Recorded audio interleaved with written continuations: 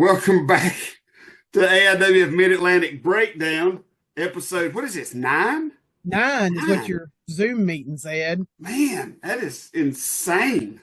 I know it feels like we just started yesterday, like fresh spring chickens. Speaking of spring chickens, yes, as we were discussing just before I hit the record button, Ivanhoe is not this weekend. It's the 22nd. Yeah, because I was like, oh, Ryan's got to work, so Yeah, I know. he You wouldn't was be like, there. So oh, I got bad news. I'm not going to be able to come to Ivanhoe this weekend because Brian's working. I'm like, Ivanhoe's not this weekend. And I I'm kind glad of I seen asked. the color just kind of drain out of your face.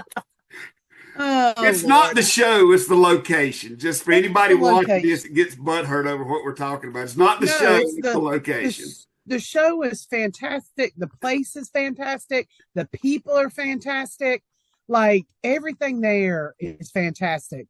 But from where I, not to dox myself, even though I think I've said it on the other show, like from where I live to Ivanhoe is pretty far. So Yeah, it, and a lot of it is like wrong turn.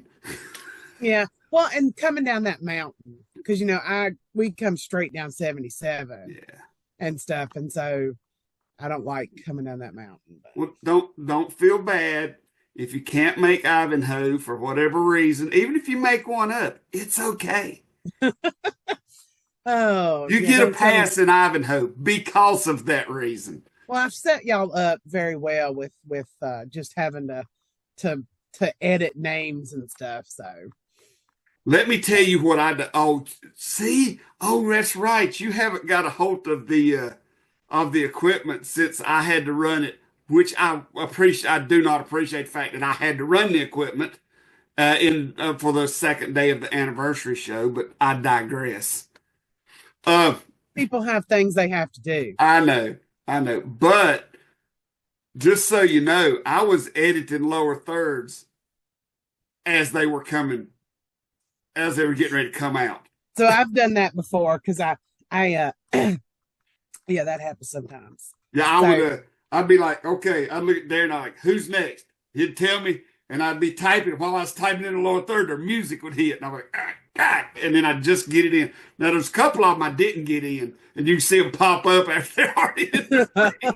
well, I've had to do that. I've had to do that. I had to do that with Jackson Sane because I spelled the Sane wrong. And so as he was coming out, I looked up on the screen and I was like, oh, and so once you get really at ease with it, it doesn't, it's really a quick process, but I'm sure you're not really interested in learning it that much. It got easier. It did get easier as I went through, and I was like, this ain't too bad. It was either it was easier on me to have 2 or 3 right there at the top and edit them as I was coming to them than edit them beforehand and scrolling up and down looking for them. But see what you do, that's not what you do. You put it in order. So you look at the wrestling card and then you put the names in order. And then you don't have to scroll through because you can move this sounds like this like technical talk of the switcher. You can move the boxes around. Oh, So if you, oh, so yeah, you just scrolling with your finger? well, I put them in the right, yeah, I click on it and then I move it into position. So when I do it, because I'm efficient, I write down all the matches on the card and then put them in order on the screen. Okay, well, I'm obviously not as efficient as you, but that's okay. We made it through it. So, but we are there is discussion. I think I've told you this that there. I don't know if I ever did or not. There might be some discussion. Nothing in stone. We might do 3 days next year. I think that would be easier on the wrestlers and the fans. And the So fans. We had 28 matches in 2 days. that's a lot. It I is. just I don't have the attention span like I don't know. I Every match was fantastic. Like there was not a bad match that night. And I don't know about Sunday because I wasn't there. But it is exhausting to be in full fan mode for 4 hours. I mean, that's a Yeah. lot. Yes, I agree. Now, Sunday went a little quicker, but they're like I was telling Matt Carter on his show Sunday, we are talking about, maybe sometime in the fall, getting one of those Facebook chats or whatever, because that's how everybody does business nowadays.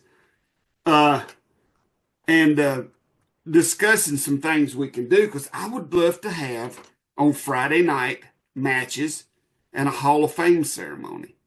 I know we do Mid Atlantics at Deal with the Steel, but Oh, like do a world like a national yes, because the world like a problem I have with the AIWF Hall of Fame, which don't get me wrong, I don't know if how many people seen it, but there is a Matt Classic done a list of the people in the Hall of Fame, and you just scroll and scroll, because our Hall of Fame has been around like twice or three times longer than most wrestling companies. Just our Hall of Fame, it'll be 20 years old next year.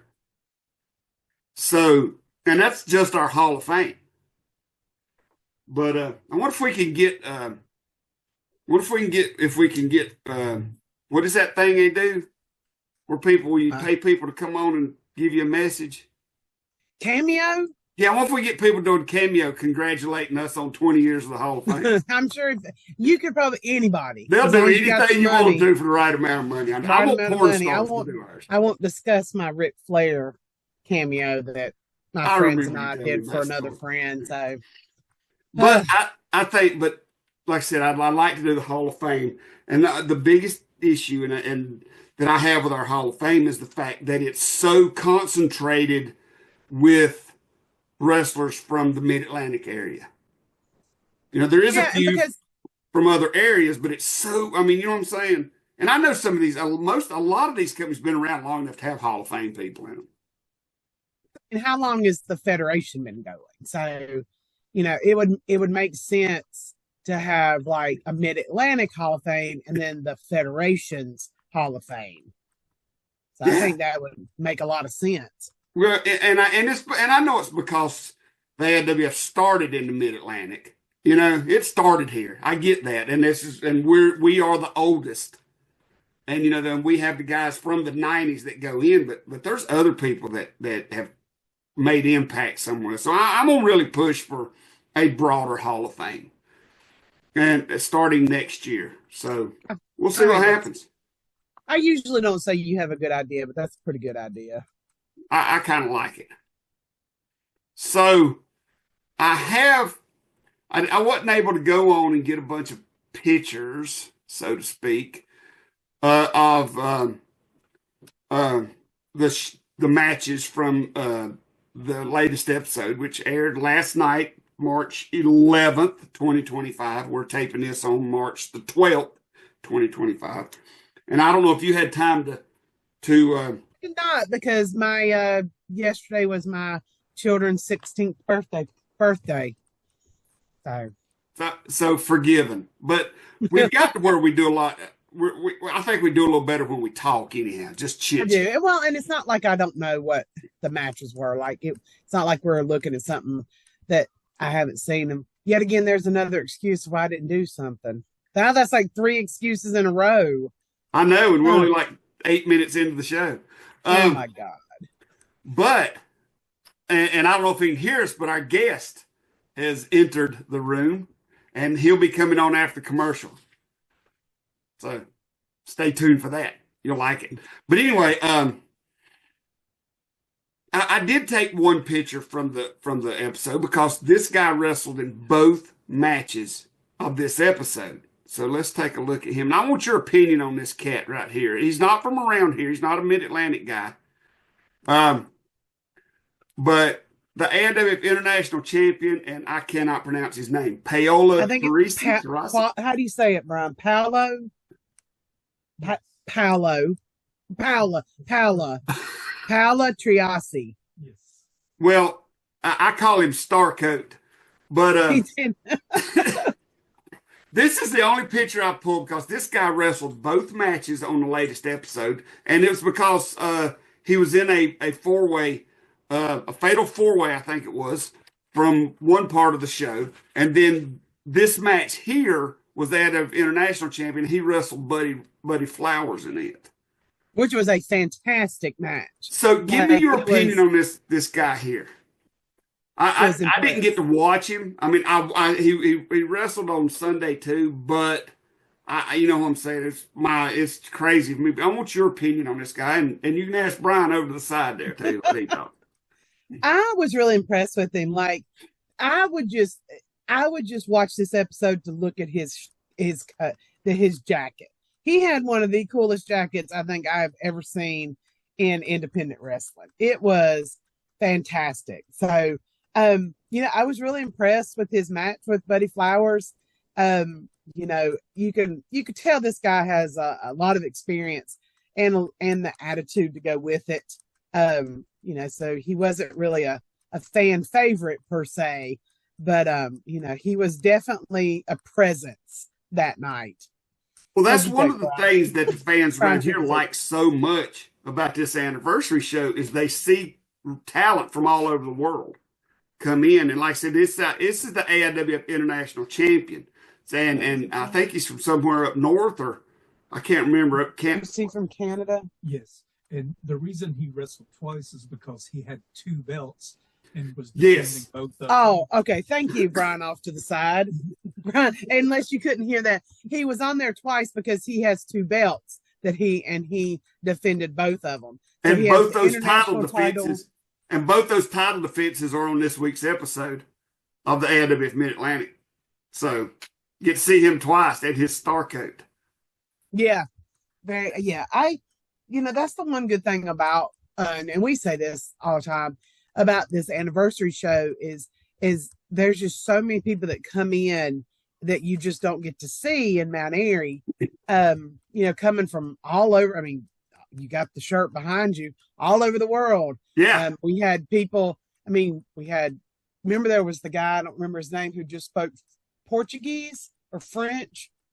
Brian, I think it was French. There was one guy that spoke French. I know. Yeah, and so that's all he spoke. So we were like asking Matt Classics. I was like, I don't know, I don't speak French, and I was like, you could at least pulled out a translator app. So, but that's one of the great things about the anniversary show is people come from all over the world for it, and the fans eat that up. they do. There's not name another wrestling organization that's not a national organization that can and not so much pull wrestlers from all over, because there's a lot of them can do that. But like this guy's from Canada and he's the AIWF International Champion. See what I'm saying? Yeah.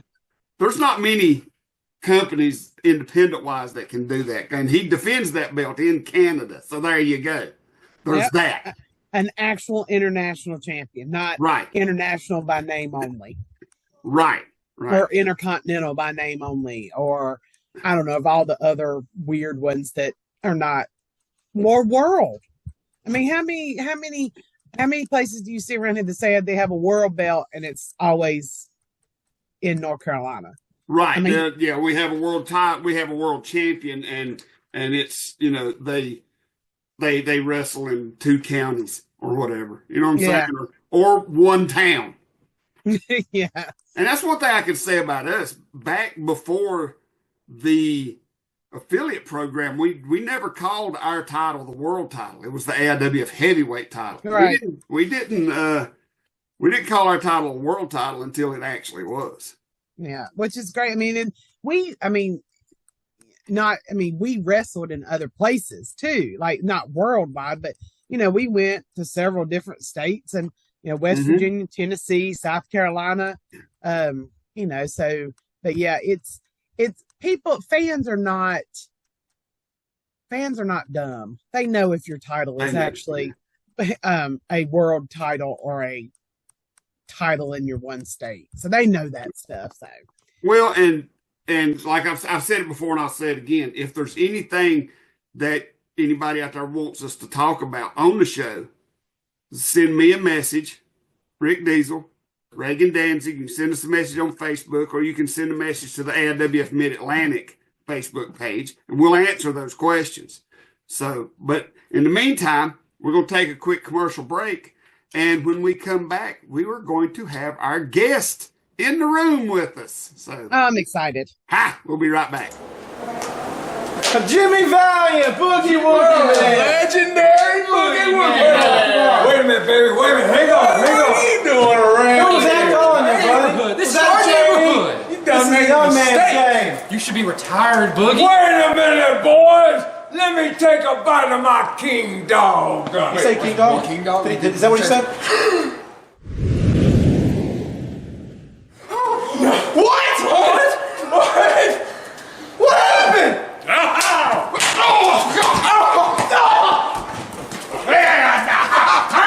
Come on, boy.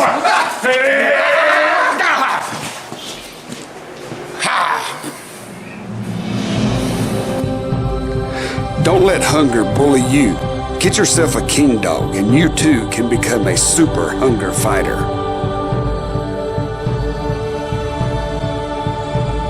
Secondhand Heroes and Home for Wayward Villains is a comic book shop and gaming store that also features Magic the Gathering and D&D. Located at 18184 Leesville Road in Evanston, Virginia, Secondhand Heroes is your one-stop shop for you to get your nerd on. Open 7 days a week at 11 a.m. They don't close until the dice stop rolling. They buy, sell, trade, barter, and haggle, specializing in collectible toys, both vintage and modern, comics, Magic the Gathering, video games, console, and arcade cabinets to play, all set to free play. Host your game night with us. Monday night D&D video game competitions, and so much more. Something for the collector and gamer in us all. Call 434-317-0121 or shoot us an email with any questions to secondhandheroesva@gmail.com. Note, secondhandheroesva@gmail.com. That's 2ND, handheroesva@gmail.com. Come game with us. Tease Treats is a food truck service that operates out of Mount Airy, North Carolina.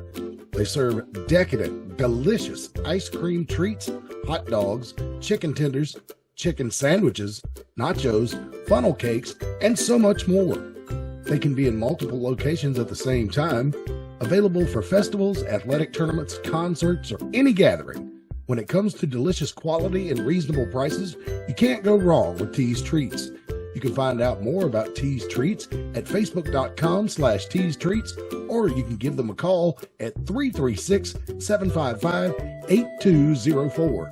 You'll find out that Tease Treats are not only the best concessions in wrestling, but the best concessions anywhere. All right, welcome back. And as you can see, our guest on this episode is AIWF Mid-Atlantic Heavyweight Champion, Justin Flash. I was hesitant to bring him on, but Reagan begged. So I said, okay, I'll let him. Why so hesitant, Rick? Why so hesitant? Well, listen,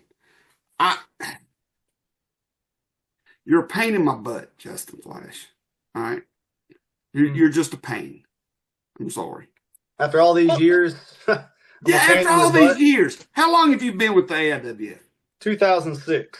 2006. So you're 19, almost 20 years in. Just about. And I'm pretty sure my guess is he's held that Mid-Atlantic title probably more times than any other wrestler. Few times. I believe this is my third reign. Is that it? By far my longest reign, because I had the world title twice.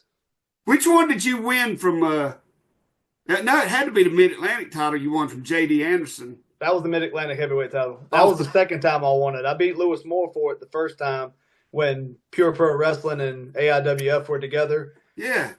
And I got the Mid-Atlantic title off him for the first time. And then I had the world title twice, so 5 heavyweight titles with AIWF if you include those. I could have swore you've held that. It feels like you've held that Mid-Atlantic title like 18 times. Well, he's had several different other belts. Heavyweight being the most important, but Justin Flash is not a stranger to holding gold of some sort in the AIWF. I've also had the tag, hardcore, and the absolute no limits while that was around. Yeah, that didn't last long, but hey, you got to try. Is that the one Brian broke? Which one did you break, Brian? Brian broke the hardcore match. Huh? Brian broke the hardcore title because I had the hardcore. I had the hardcore title and the absolute no limits title at the same time. and Brian ended up beating me for the hardcore by ripping it off the guillotine. It was hanging by. Well, we broke the ladder. Yeah, he said y'all broke the ladder. Yeah, we broke a little bit of everything in that match. Yeah. Probably a little bit of each other. I don't know how to take the fact that the hardcore title was able to be broke. Anyway. I don't know. You hang on to it for so long that it's just going to break. But, we've talked about, historically the belts you've had over the time you've been in the AIWF. But this past year last season, whatever you want to call it, it seemed like you had a target on your back. And we all know pretty much who put that target on your back. You spent I would say almost all of last year having to go up against monsters, people that were legitimately 3 times larger than you. And so how do you feel about how the year went last year, and then kind of what is your vision for this year? Well, first and foremost, I started the year as the champion. I ended the year as the champion. So it couldn't have been too bad, regardless of what I went through to keep it that way. And the reality is, most of my life, I've been up against bigger opponents because everybody knows I'm not the biggest guy in professional wrestling. I've usually had to rely on my high flying and speed to win the majority of my matches and some wits. But yeah, especially there in the second half of last year, it really felt like somebody didn't want that championship on me anymore and tried their damnedest to get it off of me and failed. That's where I was standing at the end of the year. I would agree wholeheartedly that whoever that may be the person who put that target on your back. Oh, just say it, God. It was not successful. Oh, hey, Rick. I think all the scheming that Rick Diesel had there at the end of the year, I believe that you showed him your might and your will to win. And, You call it scheming. I call it making him a better champion. I can't argue with that point, but the fact of the matter is, Rick, you know good and well what you were doing out there. Everybody could hear it in your voice, see it in your face. You wanted one of those guys to take that title off of me. For whatever reason, you're sick of seeing me as the champion. I don't understand why, but as long as I can help it, I'll carry it into next year if I can. Well, I feel like a true champion can take all challenges, and I figured, honestly, and I ain't gonna lie to you, I did not think you would make it through the Soul Taker. I don't know. I will give you credit for that one, because I had that one. And I knew that if he won that belt, I did not know when I would ever get him back with that belt. But I will part say of that me's glad you didn't lose it. Because I'm glad to hear you're glad about that. Well, you gotta honestly, hindsight being 2020. He literally got on an airplane and went to Colorado the next day. And if he'd have won that belt, I think he went to Denver. Yeah, he went to Denver. So there would have been the belt, the Mid-Atlantic title in Denver, and with his schedule. So I don't know. I'll admit, back in Detroit probably the next day. I'll admit, I didn't quite think that one through. But the fans liked it, so I did my job best I could. Well, it was definitely a challenge being in that particular match. I've never been in any kind of buried alive casket match or whatever, so I just had to figure that one out on the fly. Unfortunately, I got it done. Who knows what kind of surprises I'll come up with this year for people. Yeah, who knows? Yeah, who knows? So if you take Rick Diesel's bad ideas out of the equation, what are we going to see from Justin Flash this year? Much of the same. I mean, how much of me has actually changed over all these years other than a little older, a little slower? I mean, I'm going to get in there. I'm going to throw everything I've got at my opponent. Regardless of what I take, I'm going to keep standing on my feet with every ounce of energy I have. Do whatever I've got to do to make sure I walk out with the championship. So there is one thing I do want to ask you about. There was a tense moment between you and Ty Tyson at the end of your 6-man. Like what? Like I know that Ty Tyson is a stand up guy. You're a stand up guy, but there was a moment there that from my view, I wasn't sure what was happening. So just kind of walk us through what you were thinking during that. I was having a good guess of what was going through Ty's mind. I saw the way he was looking at the title, and it has been a while since Ty has been the AIWF Mid-Atlantic Heavyweight Champion, and since I've had it, there hasn't been any crossing of the paths between us. He's a guy who definitely deserves the title shot as anybody. He's one of the biggest stars in AIWF Mid-Atlantic, and if it came down to it, I mean, he knows and I know that even though we're friends and we will tag team up and take on anybody in the AIWF Mid-Atlantic, when it comes down to it, we will put all friendships to the side and battle it out for the title. And I know he would want it just as much as I've wanted it and as hard as I've worked to keep it. If it comes down to that, I mean, so be it. I can tell you it would be one hell of a match. Oh, it definitely would be one hell of a match. So, but like I said, it was just a little tense there for a few minutes. So I am interested to see, what happens in the future with him and you. I'm excited about this upcoming year. I'm ready for April to get here. To start things out. And so I don't know. And I'm trying to. Y'all talked about the future. I want to talk about the past. All right, 19 years with the AIWF. Might as well say going on 20 years with the AIWF. Oof. Just look back and tell what's been some of in your opinion, your favorite matches, your favorite opponents, if you had to pick one. Man, I've had a bunch of great matches against Jason Blade and Adam Page. We always showed up and showed out whenever we were in the ring together.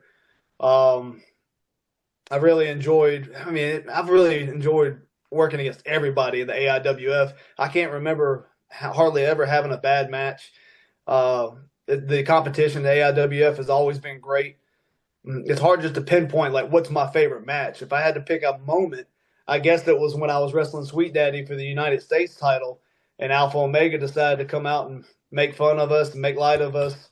Whatever he had going on is macho size hit at the time, but he put his money where his mouth was, and he choked on that, and I walked out the AIWF World Champion for the first time. I think that was back in 2007, 2008, way back when. Well, you also, it's not just been AIWF mainstays. You've wrestled Kyle Matthews. Didn't you wrestle Kyle Matthews? Yeah. Oh, yeah. Me and Kyle. No, I was thinking we wrestled in a cage, but I don't think we faced each other in a cage. AIWF has our match on YouTube, I believe, me and Kyle Matthews. Yeah. And let's see, Sanjay Dutt. Sanjay, yeah. I've wrestled Sanjay. Who is he's an agent in WWE now. Yeah. So, he's helping run the show up there. You've had a match with him. Yeah. I know we're talking about history, but I do. Justin Flash does have a very interesting match coming up with during the Ivan Koloff tournament. Yes, thank you. I was Yes. like, Yes, I'll be facing Shane Douglas in Clayton at the end of this month, so that'll be interesting. yeah, that's fantastic. I think you can take him to town. That's the plan. Watch out for that Pittsburgh plunge. Well, and all feelings and aggravations aside, you have been a top talent for nearly 20 years in this company. Well, I mean, the tag team, like you mentioned, Jason Blade a little while ago. You and him were a formidable. Tell me that word. Formidable tag team at one time, and you had plenty of matches with Adam Page when he weighed 100 pounds. Yeah. When when he was half the man he is now. Right. That'd be a very interesting matchup nowadays. Totally different too. But I can't deny the respect I've had for you over the years, even though I try to push you harder than I do most of the wrestlers. I do challenge you probably more than most.